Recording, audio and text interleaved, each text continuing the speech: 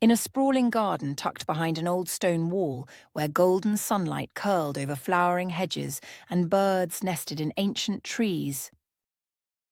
There grew a rose whose beauty was known far and wide, her petals crimson as dawn, soft as velvet. Each morning she'd catch her reflection in the dew. She was, without question, the proudest flower in the garden. The daisies, cheerful and unassuming, swayed nearby. The violets huddled, whispering. Even dandelions lifted their heads to the day. But the rose could not be bothered. She regarded them with cool detachment, convinced of her peerless allure. How fortunate you all are to be close enough to admire my beauty each day. The daisies giggled, the violets blushed, but the little cactus at the end of the bed watched in silence, unfazed. Days drifted past. The rose fussed over her perfect petals, sighing if a breeze dared ruffle them, rolling her dewy eyes at her neighbours. One afternoon, heavy rain clouds gathered, thick and iron grey, rumbling with thunder. The winds began to stir, tugging at the garden's inhabitants. The daisies clung to one another, their small stems flexing with the gusts.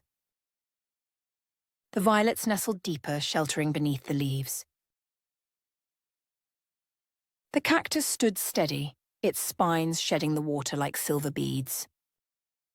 The rose, preoccupied as always with her reflection, barely noticed the sky darken. She yawned, her petals wide open, waiting for admiration. Then the storm broke, rain crashed down, wind howled between the hedges. And the proud rose, delicate and exposed, was battered by the fury of the weather. Her petals, so carefully preened, tore and scattered like confetti. Her stem bent under the weight of the water. Mud splashed her once spotless leaves. She trembled, unable to shelter herself, unable to call for help.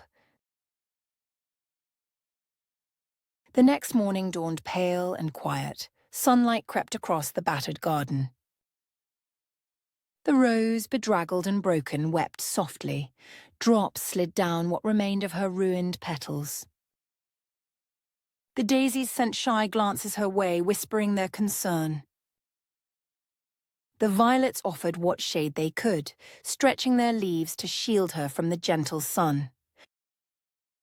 Even the dandelions, so often scorned, stood guard around her, their fluffy heads a soft halo. The cactus waited until all had tended to the rose, and then spoke in a gentle, quiet voice.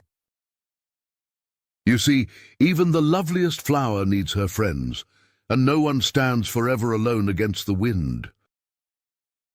Beauty, though rare and bright, is frail in the world's strong hands. Humbled, the rose saw their kindness. Not one had scoffed, they had simply helped. I was foolish to think beauty was enough. Kindness and friendship are deeper roots. I am sorry. We always admired you, Rose. We'd love you even more as our friend. The violet smiled. Her heart grew lighter than in all her days of glory. Time passed. The rose healed, strengthened by friends. She wore beauty gently, praising all. Daisy's cheer, cactus's resolve, violet's sweetness, dandelion's resilience.